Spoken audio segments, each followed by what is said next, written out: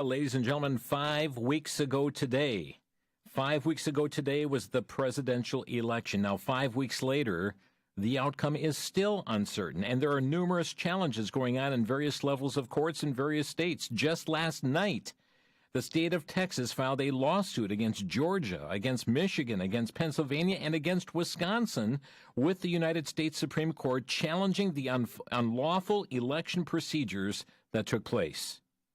Now, we're kind of in a two-day series here. Tomorrow on Crosstalk, constitutional attorney Matt Staver from Liberty Counsel is going to be joining us and looking at the many legal challenges that are taking place, even as we quickly approach the date that the Electoral College is supposed to meet and vote.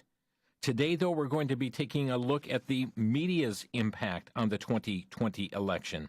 Our guest today contends that the media's role is that they stole this election before a single vote was cast. Joining me today, we welcome back Don Fetter. Don is a writer, researcher, and columnist. He's a Boston Herald editorial writer and syndicated columnist for some 19 years. More than 40 newspapers and e-magazines have picked up his writings. They've appeared in the Washington Times, the Weekly Standard, Front Page Magazine, Human Events, many others. For many years now, about 18 years, communications consultant, writer, and conference organizer for various pro-life and pro-family NGOs. He's a recipient of numerous awards. Don, welcome back here to Crosstalk. Well, thank you. It's good to be with you once again, Jim. Don, you indicate that the media stole this 2020 presidential election long before November 3rd. You're no stranger to presidential elections. Actually, you've been giving media coverage of campaigns since the time of Barry Goldwater. What's been different about this Trump presidency that you've observed the media's role versus what you've witnessed in presidencies and elections in years gone by? Well, if I had to sum it up in one word, Jim, relentless. The media, I think from the 2016 campaign, created a false narrative of Donald Trump. And they just, they spent 4 years building the case against him, lying about various aspects of his personality and politics. And I mean, look, I've been witnessing media bias, as you said, Jim, since the 1964 campaign. In fact, I can remember watching the Republican convention in 1964 at the Cow Palace in San Francisco. And at one point, the Goldwater delegates turned around in their seats, looked at the media box, and shook their fists at the media. Wow. Now, that was, almost 60 years ago.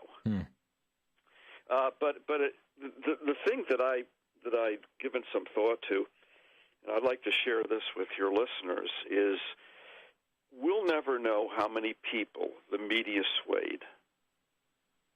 The media had, any number of lies about Trump that they pushed day in and day out. And I'm convinced that there were people, especially in the suburbs, who ordinarily would have voted for Donald Trump, liked his policies in many cases, but they also bought the media narrative, and I think that caused enough of them to vote against Trump more than voting for Biden, assuming that, in fact, he won, to carry the election. Yeah, and we're going to look into some of those portrayals that the media gave. But you also point out that the President Trump, when you actually examine his record, he turned our economy into what you write as a job-creating engine. He made us energy independent. He secured our borders. He transformed what was once an overwhelming activist judiciary and returned sanity to American foreign policy. How could people see all that was accomplished and yet we see the totals like we do today? And let me first, do you trust the totals as the media has reported them? No, I don't.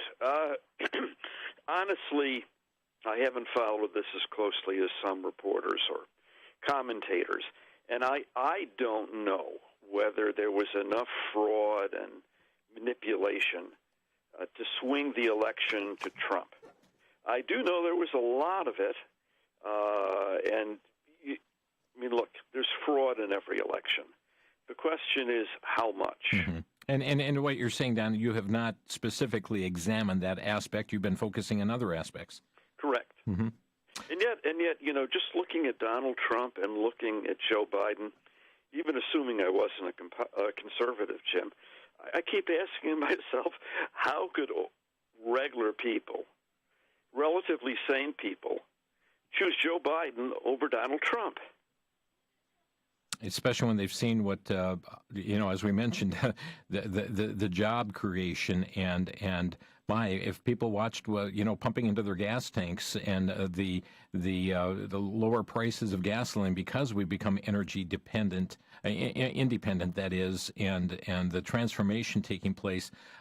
You have actually followed the work of the Media Research Center on their coverage of President Trump over these past 4 years. They have some pretty shocking numbers as to the negativity of the coverage against President Trump, don't they?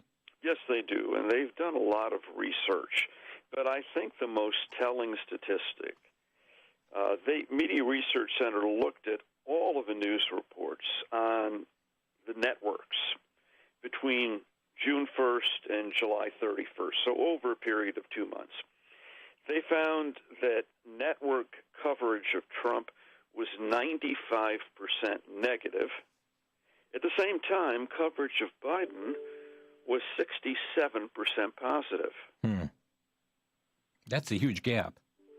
Oh, it's an enormous gap. And, honestly, Media Research Center is a conservative organization. They're a media watchdog. They're conservative. But what they did is they looked at every report on Trump, what they called evaluative. You're not just saying, well, the president went to Europe today, but you're actually saying something about his policies that affect the Europeans. Anyway, again, they found 95% negative for Trump, 67% positive for Biden. That is huge, folks, and we're going to have our guests bear out some of these issues that he has written about, that he has researched and made some observations on several of these ways in which the media did just that. Today we're focusing in on the media's impact on the 2020 election. And Don, frankly, you've made some great observations, and I'd like you to address how the media relentlessly attacked the president, as referred to, and you wrote several bullet points here. The first one you present is they presented Trump as being the bigot. Yep. Tell us about it. Yeah. Well, when Trump announced his campaign, he was talking about the need to secure the borders, and he talked about murderers and rapists and drug dealers coming across the border. Which is true, by the way. You can see it in crime statistics. Mm-hmm. Well, the media turned that into, Trump is saying that Mexicans who come here are all murderers, rapists, drug dealers. No, he didn't say that. But he said along with all of these illegal aliens, there are these bad actors, if you will. Mm-hmm. When people come here illegally, we can kind of filter them out. We avoid letting certain types of people into the country. When they come illegally, you have no way of knowing what you're getting. What's also interesting, and this also came up in the countries that he stopped from immigration into the U.S. These are nations that were primary sponsors of terror, and yet the media narrative over and over again was that he had a Muslim ban for our nation. That was not the case. No, that's exactly the expression that was used, Jim. Trump's Muslim ban. Well, it was a ban on people from terrorist states. Mm-hmm. People from terrorist states, naturally, are more likely to commit acts of terrorism. That's not a mental leap, and it's borne out in the statistics of what these immigrants are doing in both Europe and the United States, and yet again they turned that around to Trump hates Muslims. Yeah. And yet there were Muslim nations in which immigrants were allowed into the United States, but those that were leading sponsors of terror, we found that that's where the block was, but yet the media every chance they had, and we, it's the narrative on local newscasts as far as and national newscasts, and from activist groups, is that it was Trump's Muslim ban. That's right. And even worse than that was Trump the bigot, Trump the racist, Trump who hates African Americans. Another false narrative that they just pushed all the time. Trump who exploits racial tensions for political gain. Exactly. Unlike the Democrats, have never exploited racial tensions for political gains, other than every time there's an opportunity, of course. Mm-hmm. And by pushing the Trump is a racist narrative, they were able to scare a lot of people in the minority community into voting for Biden, and that was exactly what they intended to do. Sometimes Trump says things without thinking the implications through. Even after 4 years in the White House, he's not a politician. He's a businessman who went into politics because he saw how poorly the politicians were doing. But I think probably the worst was Charlottesville. Mm-hmm. I don't know if we have time now to get into that. Yes, please do. Okay. Well, you may recall Charlottesville. This goes back a few years. There were a group of people demonstrating in favor of keeping Confederate war memorials, statues of Confederate generals, for instance. And there were people who were violently opposed. Now, what Trump said, and again, it would have been better if he clarified this initially. He did later on. Trump said there are good people and bad people on both sides. Now, among those demonstrating to keep the statues were white supremacists. The media took that and again twisted it around to, Donald Trump is saying there are good white supremacists. He didn't say that. No.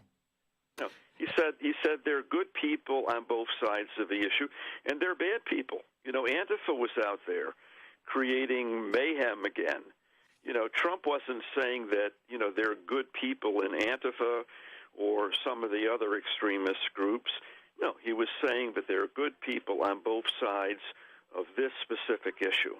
And then and when somebody hears the full context, Don, they realize that he had also condemned white supremacy and the KKK, etc.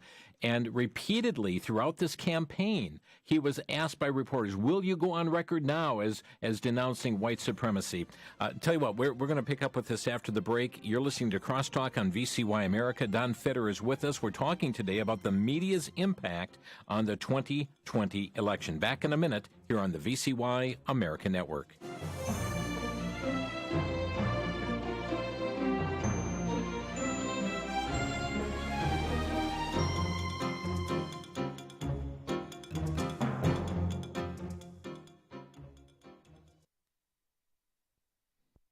Back to Genesis with Dr. John Morris, popular creation speaker and author with the Institute for Creation Research. Dr. Morris, now some people say that they don't believe in God because they can't see him. Is this a legitimate argument? No, I don't think it is, Chris. Now, it does take faith to believe in God, but we see all sorts of evidence of him. We see the results of what he has done. We see many truths in the Bible verified by science and history, and thus have a good reason to have faith in the rest. Chris, it amuses me to see so many people believing in aliens. We've never seen an alien. We've searched the heavens with fine detail and can find no clue that anything is out there, but they'll believe in aliens before they believe in God. Life is so complex that it must have been created. And that's the Back to Genesis truth. To learn more about creation, get our free DVD called That's a Fact. Visit our web store at icr.org/store and use the promo code FACT at the checkout when ordering your That's a Fact DVD.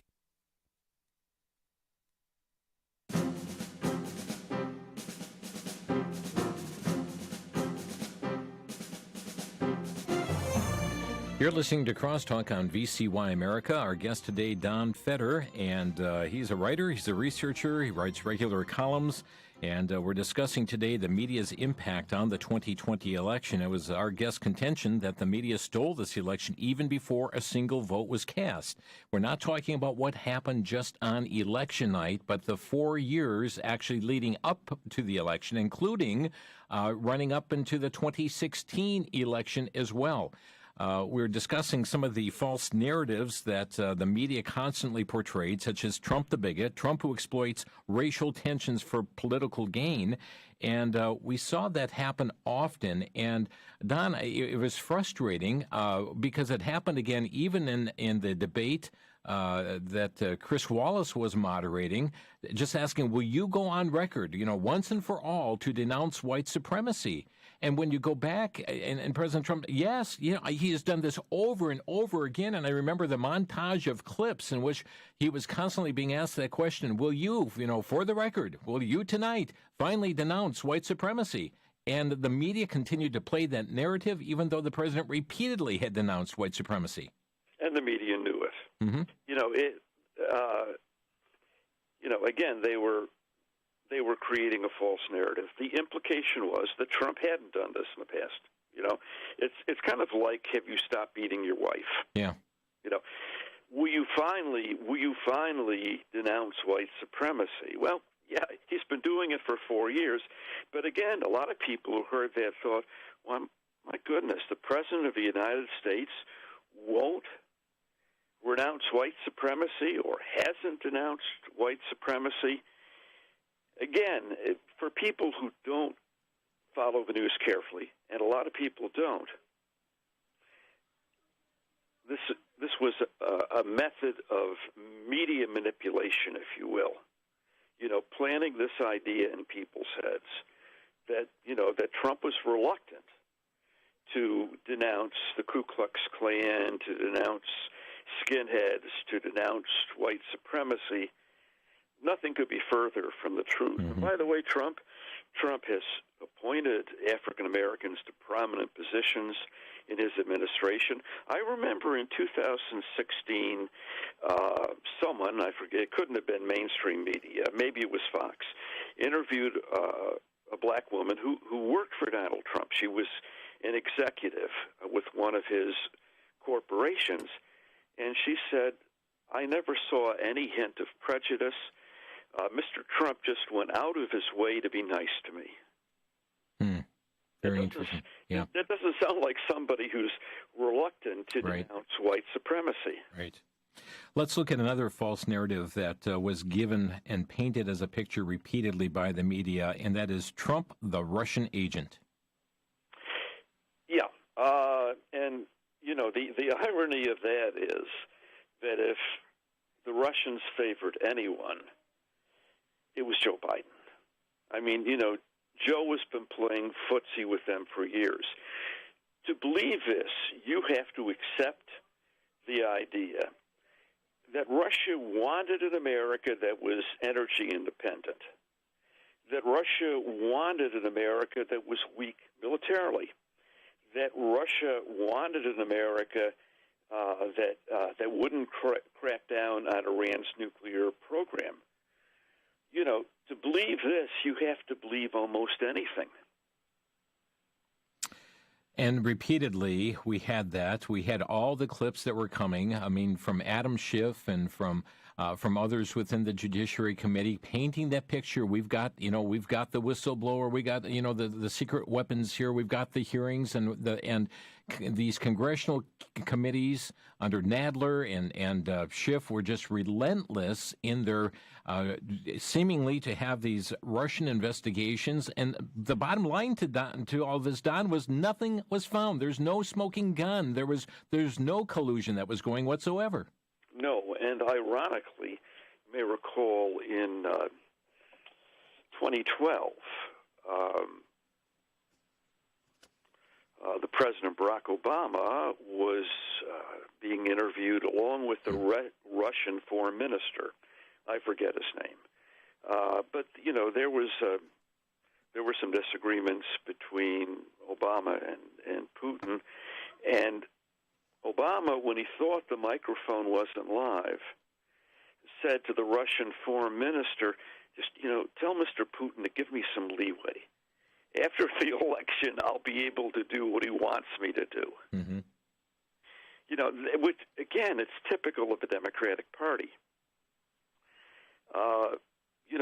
There was an article in Business Insider that said that Joe Biden is going to be much tougher on China than Donald Trump. I read that and I said, is the author of this article living in an alternative universe? Yeah.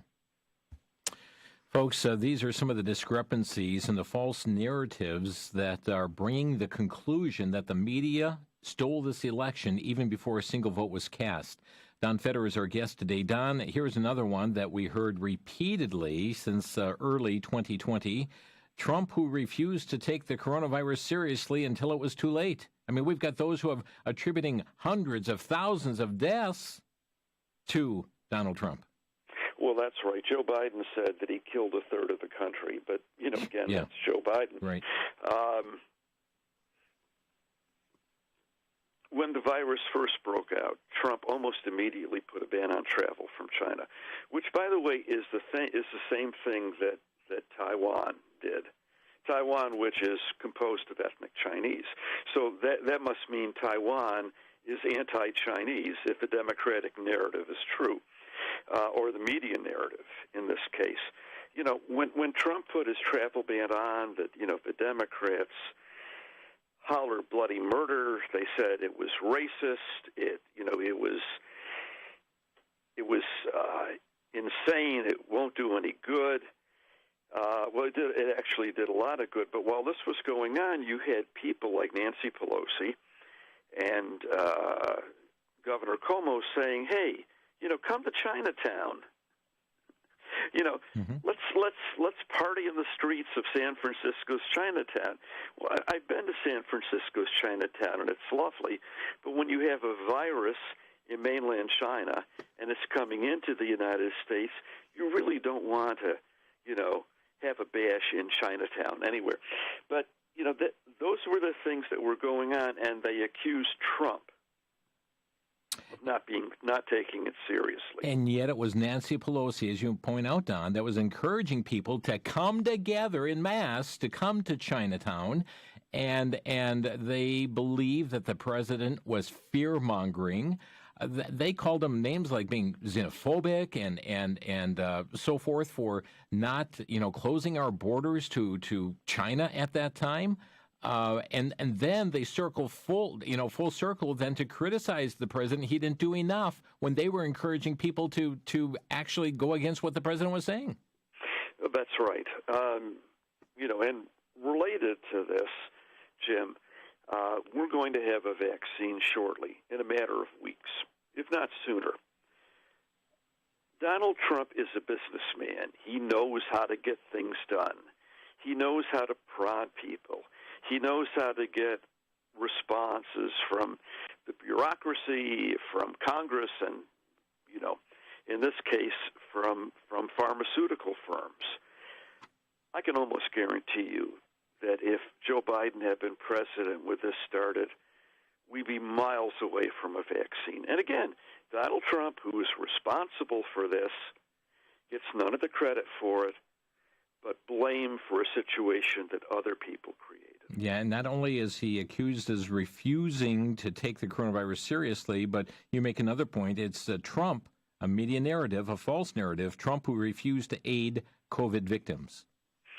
Well, again, look, if you're objective, you have to say that Nancy Pelosi could have had another stimulus package in August or September. She's held it up to get as much money as possible for municipal administrations controlled by Democrats.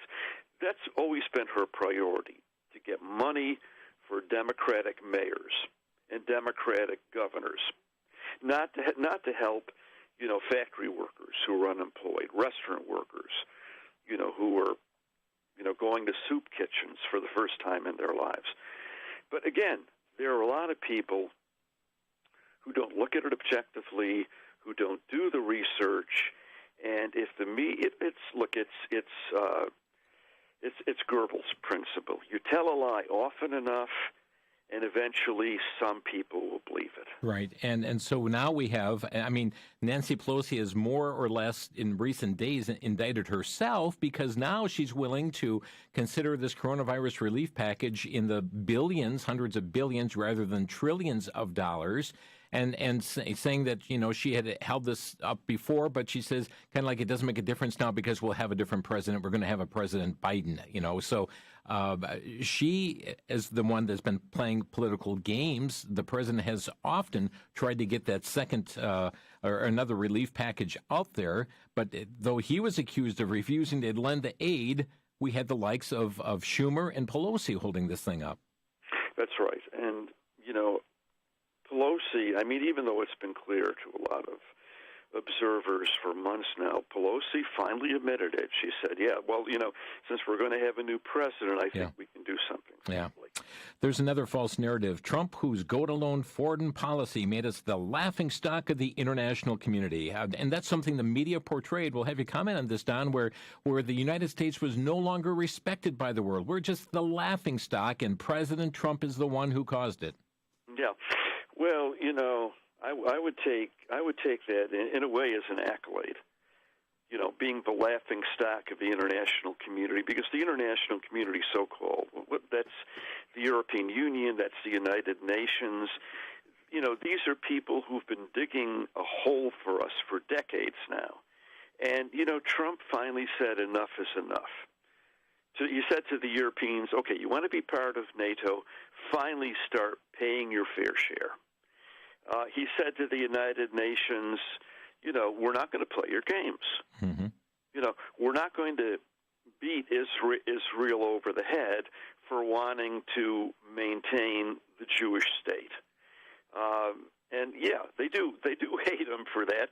And they're looking forward to working with Joe Biden because they know that Joe will give them whatever they want. His advice, you brought up Israel. His advice: do not move the embassy, even though you made that promise, just as Obama did, and Clinton and Bush, the Bushes and so forth made the promise to move the embassy. Only President Donald Trump did that.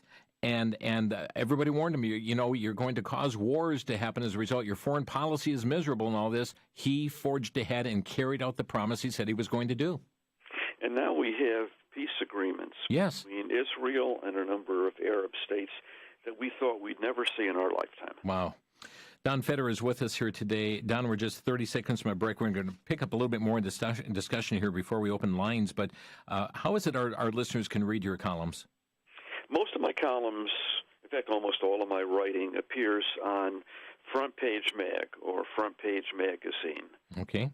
FrontPageMag.com. FrontPageMag, We're going to be back in just a minute. Don Feder is our guest, and we're taking a look here at some of the false narratives, many of the false narratives that the media used throughout the entire Trump presidency. And it is our guest who contends that it is the media that stole this election before a single vote was cast. Back in 1 minute, you're listening to Crosstalk.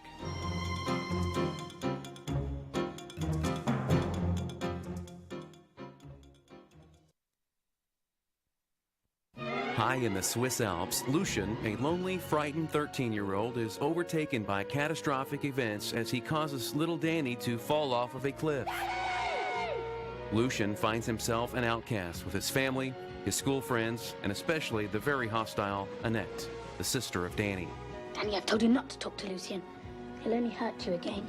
Bitterness and anger set in. As Lucian finds solitude in the nearby woods, he comes across a woodcarver who helps him find the peace he was looking for that not only changes his life, but that of others as well. You may be able to run away from the village, but you can't run away from yourself. Treasures of the Snow quickly captures the heart. It's a story of friendship, forgiveness, and redemption. Treasures of the Snow is available on DVD for a donation of $16 or more by calling VCY America at 1-800-729-9829. That's 1-800-729-9829.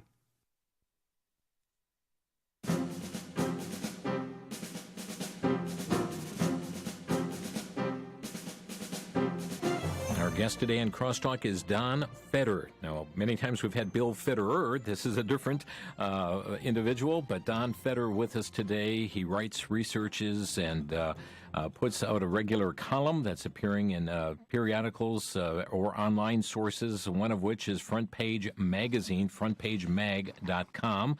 His columns often falling there. Onto the pages there. But we're looking at the media's impact on the 2020 election. Just a reminder, if you've joined us today, we made reference at the outset of today's program that tomorrow Matt Staver will be with us from Liberty Counsel. We'll be delving into the specific court cases and challenges that are taking place, including the case that was just launched by Texas against several states regarding the unlawful election procedures. So that will be coming up more on tomorrow's program. Today, though, our focus on the media and their impact on the 2020 election. Looking at various of the false narratives, and we've covered those, such as Trump the bigot, Trump who exploits racial tensions for political gain, Trump the Russian agent, Trump who refused to take the coronavirus seriously until it was too late, Trump who refused to aid COVID victims, Trump's whose go-it-alone foreign policy made us the laughingstock of the international community. Here's a new one, Don, Trump the president who would be king. I mean, we're talking, we got a dictator here. Yeah, well, again, this is one of their favorite lies, because Trump is fighting for the integrity of national elections. And remember, 70% of Trump voters think the election was stolen. So that must mean they all want to be dictators, too. I'm being facetious, obviously. Because Trump has been fighting for election integrity because he's not willing to go quietly into that good night, as they say. The media and the Democratic Party are portraying him as, he's not willing to bow. He won't bow to the will of the people. He's not going to accept their democratic verdict. He'll just stay in office. Maybe we'll have a military dictatorship. Maybe he'll mobilize the armed forces. Who knows? But, again, this is the false narrative. What's interesting, while they continue to give the persona that Donald Trump is the president who would be king, at the same token, they are applauding the likes of a Governor Cuomo of New York or a Governor Newsom of California for their dictatorial powers in closing down their states amidst the COVID. Yeah. I never thought that I'd see the day when you had governors saying, if you go outside, you have to wear a face mask, or you can't go outside, you have to stay in your home. Yeah. I'm closing down all the restaurants. No more indoor dining. Oh, no, wait, I've changed my mind. Also, no more outdoor dining. I guess when the dust is settled on this, Jim, we'll find that tens of thousands of restaurants were put out of business. Yeah. As you looked at the statistics from Media Research Center, you showed their numbers. Some 95% of stories about Donald Trump were negative, 67% about Joe Biden positive. One thing that you also point out is that the media did not really cover this Hunter Biden story and all the references to the big guy. What tell us about the media's role in that? It was more like this was a non-issue to them. Yeah, at the outset they simply said this is a smear. Nothing to see here. Move along, folks. When in fact there was a mountain of evidence. Biden was cautious about what he was willing to admit, but it's obvious that the laptop that was dropped off at this repair shop was in fact Hunter Biden's laptop. No one had altered it in any way. And when Biden talked about cash coming from the Ukraine and from China and other countries that he was hustling, he would talk about his father as the big guy. He would have to say, well, unfortunately, I have to put 10% aside for the big guy. Who's the big guy? Donald Trump? Not hardly. Your mother, Jill, Who's the big? Well, obviously the big guy is. And at the time, a lot of this was going on. Biden was vice president of the United States. Yeah, yeah. And he was traveling around the world with his son, meeting with foreign dignitaries, meeting with the heads of foreign corporations. I mean, you don't have to be a genius to see what's going on here, and yet the media refused to see it. We also, all throughout this campaign, President Trump was constantly getting after the media for launching softball questions to Joe Biden, whereas he himself was just grilled day after day after day, a kind of grilling that Biden never saw. And isn't seeing now. I mean, if you've seen the press conferences since the election, you know, it's like members of the media are auditioning for cabinet positions, you know. Oh, Mr. President, how wonderful are you? How wonderful do you think you are? Yeah. Can I be your girlfriend, your boyfriend? No, but honestly, you know, gee, Mr. Biden, how did you hurt your foot? Were you playing with your dog? Do you love animals? I think there have been two press conferences since the election. And, you know, frankly, that's what it's coming down to. And you can imagine, if there is a Biden administration, you can imagine how compliant the media will be. Yeah, and fawning over him. You know, we've addressed a lot mostly here toward the broadcast media. Any comments about social media? Yeah, well, I mean, look, I think most people who follow the issue know how biased the social media has become. You know, banning conservative speech, suppressing certain ideas, and it goes across the board. Twitter, Google, Facebook. You know, these are all essentially adjuncts of the Democratic Party, the way the mainstream media is. So, no, you're not going to get any relief there. Don Feder is our guest today. Our phone number to Crosstalk. Folks, like to get your reaction to this. Do you agree? Do you disagree? Do you see the role that media itself had on this 2020 election that happened long before November 3rd even came about?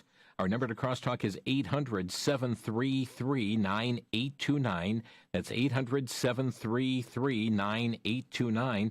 Now, Don, we've covered a lot of ground here leading up to the election, but even election night itself, there are many who will say that the media was so biased on the election night, even calling of states as early as they did, or not calling a state that was so obvious for President Trump.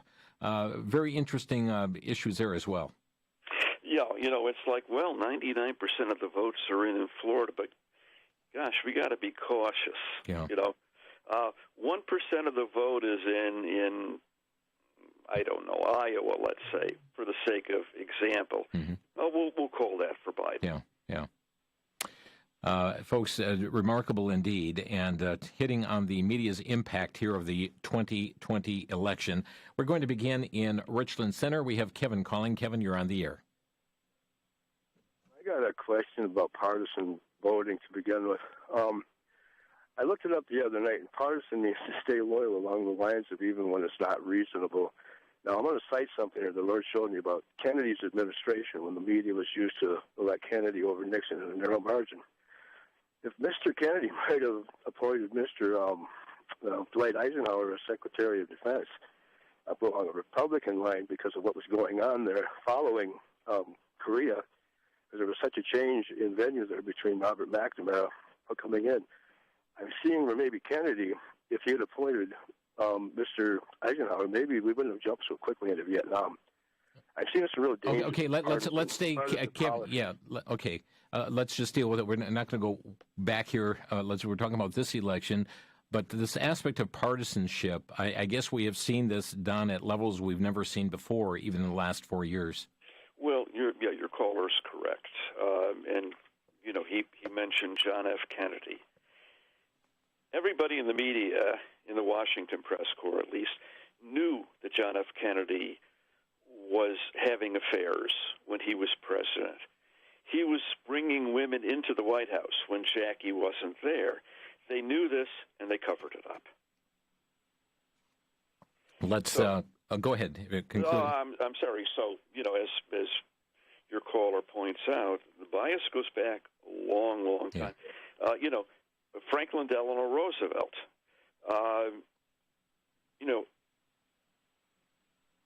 Average Americans didn't know how handicapped Roosevelt was. His aides were very careful about, kind of like Biden, about how they staged him. People in the White House press corps knew that the president could barely stand with the help of two canes and leg braces for more than a few minutes. And again, they never talked about it. They never showed pictures of the president in a wheelchair, which he was most of the time. Let's go to Bill in Phoenix, Arizona. Bill, you're on the air. Yeah, hi, Jim. Thanks for taking my call. I just want to make a comment about the media bashing Trump over being a white supremacist. There's a whole bunch of videos of Donald Trump from 1996, 2006, all the way up until the presidency. He's been denounced the KKK and white supremacy for over 20 years, and media would never play those things. And it just goes to tell you and show you that all the owners of all these media stations and even social media, all these really rich millionaire media people are controlling their companies by making their reporters do the things they do so they can keep their jobs. And it's just disgusting. We need to find a way to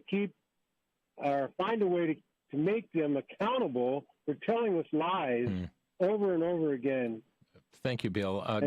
Don, how do we hold the media accountable? Well, that's a good question, but if I could just comment on something the caller said. Why would Donald Trump be a white supremacist? He has a daughter who's Jewish. He has Jewish grandchildren.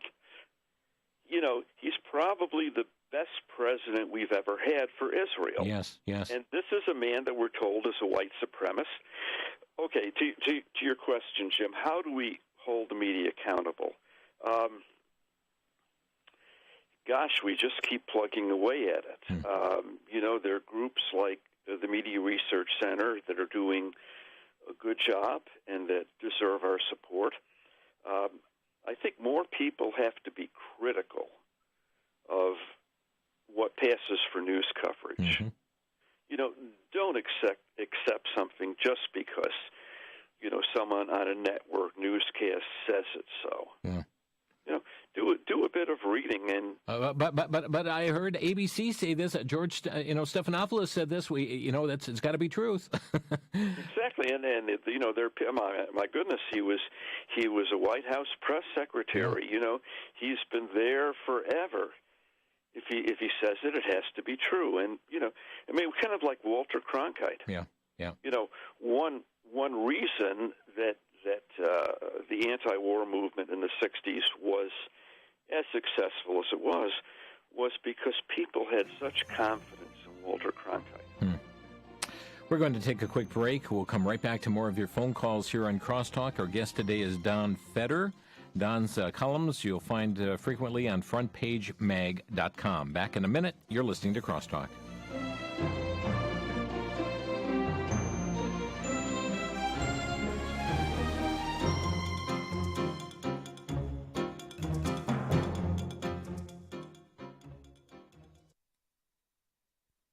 For the Worldview Report, I'm Brandon House. Our website is worldviewreport.com.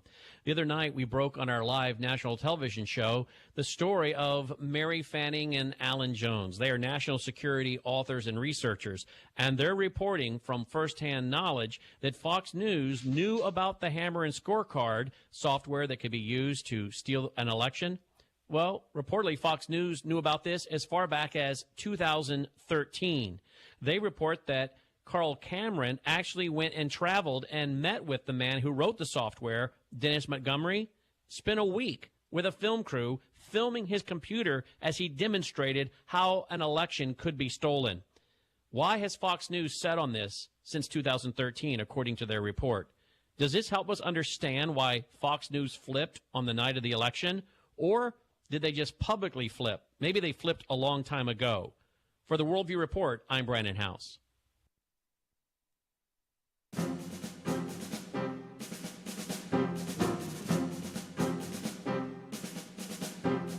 This is Crosstalk on VCY America. Let's go right back to the phone lines. Holding the longest in Hartford, we have Lee calling. Hi, Lee. You're on the air. Hey, Jim. I abandoned NPR years ago, but once in a while I still turn to them just to see what they're talking about. And the media has made themselves judge and jury. And listening to NPR, they would say, Donald Trump said this, but they wouldn't say, and Nancy Pelosi said this. They would say, Donald Trump said this, but that's wrong. Mm-hmm. They were so blatant in the way they would say things like that. They would just say, Donald Trump said this, but he's lying. It was just real blatant. Yeah. And so it's so obvious. When this topic came up, I thought, boy, I could just talk for hours about this because it's so bad. But one thing people don't like about Donald Trump is that they don't like his crassness, but he's kind of like, would you rather have a doctor who told you the truth but that didn't have good bedside manners, or would you rather have a nice guy that just wants to make you feel good, Mm-hmm. So I was unfortunately, a lot of people would prefer the nice guy who makes you feel good. Mm-hmm. Yeah. Lee, thanks for raising that issue here today, and you've expressed the thought that I know that many have expressed here as well. Let's go to Fort Myers, Florida, and Vincent, you're on the air. I'd like to say, the first thing I'd like to say is that we got to remember that it was almost an impossibility for Donald Trump to gain the White House in the beginning, but look how God moved. And I've been saying from the beginning that the only way that Donald Trump is going to keep this his position, it's going to have to be God, because literally everything is against him. And I still believe in the bottom of my heart that God is going to come through, and he's strengthening the people that he needs to strengthen now to keep Donald Trump in office and to give us a little bit more time to get people saved. And I just want to say my last thing is I just love Jesus Christ, and I just love that he put Donald Trump, somebody that could handle the pressure. And that's all I want to say. Thank you very much. Thank you, Vincent. And regardless of what happens in this election, the outcome as is expressed, God is still God. He is still on the throne. Lewis is calling from Waukesha. Lewis, sorry, God Lewis. Is still God. Okay, Lewis, you got to turn your radio down. Let's go to Beth in West Dallas. You're on the air. Yes, I feel like I'm in an alternative universe here, because I do not understand how Biden can go on video here. We've seen that video of him stating matter-of-factly that, the Democratic Party has pulled off the biggest voter fraud that anybody's ever seen here. But nobody does anything about it. I mean, you can only pull the dementia card so long. I mean, when he's stating what they did, where's the outrage? Where's anybody, putting him in jail for this? Well, what's interesting, Beth, with that is that they're saying, well, he just misspoke. He meant to say, that he meant something else than what he actually did say. But we talked about Freud earlier here, Don, about Freudian slip in that regard? Oh, it could be. Although, no one should underestimate Biden's propensity for graphs. I mean, he called his sister his wife when he was introducing the two of them at some campaign event. I mean, he just says the most ridiculous things. Yeah. Millions of people have died in the last few years from what he calls gun violence. Well, I just think that, you can only take the dementia card so far. And you know what? At least it should spark, people's minds a little bit to investigate, to call them on it. Because if, somebody else, a Republican, said something like that, that guy would be in jail probably by now. You're right. The double standards is ridiculous, but still, they've become so bold, the socialist Marxists have become so bold that they are telling you the truth. Yeah. Thank you, Beth. Yeah, not only that, but unfortunately, a lot of people in this country have a short attention span. A lot of them feel, okay, well, we heard about the election for 2 years. The election's over. Time to move on. Why do you keep talking about fraud, even when there's this massive evidence? It's funny, if I can digress for just a minute, Jim. Yeah, we've only got 2 minutes left. Go ahead. Oh, okay, well, then I won't digress. Oh, okay. Let's take another call. Very good. Let's see. Lewis is calling from Waukesha. You're on the air, Lewis. Hi, Jim. Thank you for taking my call. I'm sorry about earlier. So my question is, why does Republican, in the office not stand up with Donald Trump? Why they become like a coward and they don't stand up for that election fraud? So I don't understand why they just stay quiet. Why his colleagues are not standing in his defense at this time? Any thoughts, Don? Well, the gentleman's voice was a bit distorted, so I'm not sure that I got it completely.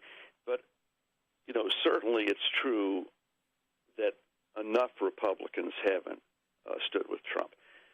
Some of the braver ones have, like the Attorney General of Texas. But unfortunately, I think a lot of Republicans, even elected officials, are saying, it's a done deal. Maybe Biden won't be that bad. And, I think there are a lot of Republicans who secretly, in their heart of hearts, wanted Trump to lose. They found Trump embarrassing. Mark is calling from Monroe. You're on the air. Yeah, I think the diabolical liberal left media sold out is guilty of getting away with putting Hunter Biden not getting what he was totally guilty of in favor of what I would call Fraudway Joe getting away with stolen presidency. I would even go so far as to say instead of Joseph Stalin, he would be Joseph Stolen. That's good. Thank you, Mark, for the call. And I apologize to others. We're down to just under 30 seconds left on the program today. Don, what would you like to leave with the listeners on this issue? Keep fighting. I mean, Donald Trump's biggest asset is the fact that he's a fighter. He's one of those guys in the ring who may be stumbling around, he may be bloody, but he's not going to throw in the towel. Don Feder, our guest. You'll find his columns at frontpagemag.com. Don, thanks for being with us today. Thank you, Jim. Appreciate it. And friends, continue in prayer. Prayer for our nation, pray for our leaders as well. So critical in just such a time as this. Also a reminder, God willing, that Matt Staver, who will be with us tomorrow from Liberty Counsel, will delve further into many of these lawsuits taking place across the nation at this time. Thanks for listening. You've been listening to Crosstalk via satellite and the internet from VCY America. Views expressed may or may not be those of this station. For a CD of today's program, send a donation of $6 or more to VCY Tape Ministry, 3434 West Kilbourne Avenue, Milwaukee, Wisconsin, 53208, or download by RSS or podcast from crosstalkamerica.com. And join us again for Crosstalk.